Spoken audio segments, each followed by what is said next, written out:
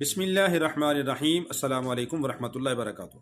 محترم ناظرین، آج کل بہت سارے لوگ سوشل میڈیا کے اوپر یہ حدیث بیان کر دیتے ہیں کہ فلاں تاریخ کو رمضان ہے، سب سے پہلے رمضان کی مبارک دے، تو حدیث کا حوالہ دے دیتے ہیں کہ اس کے اوپر جہنم کی آگ حرام ہے۔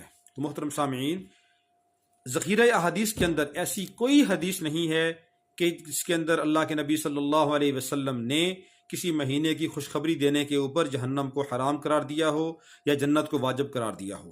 اس لیے بغیر تحقیق کے پاک پیغمبر صلی اللہ علیہ وسلم کی طرف حدیث کو منسوب کر دینا، یہ اپنا ٹھکانہ جہنم کے اندر بنانے کے مترادف ہے۔ تو یہ بہت بڑا گناہ ہے، اس سے اجتناب کرنا چاہیے۔